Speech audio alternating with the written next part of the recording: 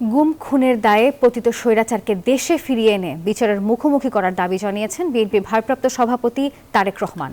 ফেনীতে যুবদল নেতা শহীদ মাসুদের পরিবারের কাছে ঘর হস্তান্তর উপলক্ষে ফেনীর সোনাগাজীতে আয়োজিত সমাবেশে ভার্চুয়ালি যুক্ত হয়ে তিনি বলেন, সংস্কারের কথা বলে নির্বাচন বিলম্বিত করলে দেশের সংকট আরও বাড়বে। জনগণের সরকার প্রতিষ্ঠা না হওয়া পর্যন্ত নেতাকর্মীদের আন্দোলন চালিয়ে যাওয়ার নির্দেশনাও দেন বিএনপির ভারপ্রাপ্ত চেয়ারম্যান। বুধবার দুপুরে ফেনীর সোনাগাজী উপজেলার যুবদল নেতা শহীদ মোহাম্মদ মাসুদের পরিবারের কাছে নতুন ঘর তুলে দেয় আমরা বিএনপি পরিবার। বিএনপির ভারপ্রাপ্ত চেয়ারম্যান তারেক রহমানের পক্ষ থেকে ঘর হস্তান্তর করেন দলের সিনিয়র যুগ্ম মহাসচিব রুহুল কবির রিজভী, ভাইস চেয়ারম্যান বরকতুল্লাহ বুলু সহ কেন্দ্রীয় নেতারা। নতুন ঘর পেয়ে তারেক রহমানকে কৃতজ্ঞতা জানান শহীদ মাসুদের পরিবার। আমাদের জন্য এরকম একটা ব্যবস্থা করে দিয়েছে বাসস্থানের, জন্য ওনাকে আমি ধন্যবাদ জানাচ্ছি। পরে সোনাগাজী পাইলট উচ্চ বিদ্যালয় মাঠে সমাবেশে তারেক রহমানের পক্ষ থেকে আনুষ্ঠানিকভাবে শহীদ মাসুদের পরিবারকে ঘরের চাবি হস্তান্তর করা হয়। এ সময় বাবা হত্যার বিচার দাবি করেন শহীদ মাসুদের কন্যা।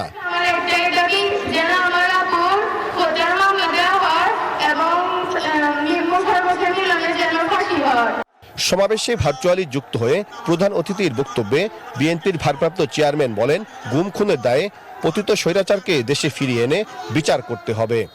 হাজারো লক্ষ মানুষকে যে জখম করেছে, হাজারো মানুষ যে পঙ্গুত্ব বরণ করেছে, এদের এই হত্যার জন্য, এই মানুষগুলোকে জখম করার জন্য যারা দায়ী, সেই মানুষগুলোকে অবশ্যই দেশের আইনে বিচার করতে হবে। তারেক রহমান বলেন, যখন কেউ সংস্কারের কথা বলেনি তখন বিএনপি সংস্কারের প্রস্তাব দিয়েছিল। সংস্কারের অজুহাত দেখিয়ে নির্বাচন দিতে বিলম্ব করলে দেশের সমস্যা আরো বাড়বে। আজ আমাদেরকে দেখতে হবে সংস্কার করে এটি কি কোনো ষড়যন্ত্র কিনা। যদি সংস্কার করে এই বিষয়টিকে যদি দীর্ঘায়িত করা হয় তাহলে দেশের সমস্যা বাড়বে।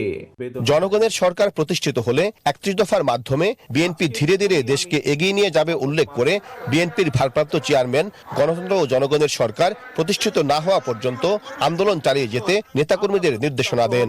যতক্ষণ পর্যন্ত মাসুদের আত্মার সেই মর্যাদা আমরা প্রতিষ্ঠিত করতে না পারবো, ততক্ষণ পর্যন্ত আমাদের সংগ্রাম বন্ধ হবে না, ততক্ষণ পর্যন্ত আমাদের আন্দোলন চলমান থাকবে, জনগণের শাসন যতদিন প্রতিষ্ঠিত না হতে পারে।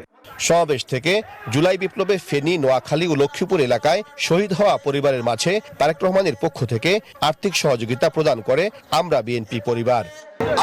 এই সমাবেশ থেকে বিএনপির ভারপ্রাপ্ত চেয়ারম্যান তারেক রহমান জানালেন, দলের যেসব নেতাকর্মী অতীতে আন্দোলন সংগ্রামে আহত হয়েছেন বা শহীদ হয়েছেন তাদের পরিবারের পাশে সর্বাত্মকভাবে থাকবে বিএনপি।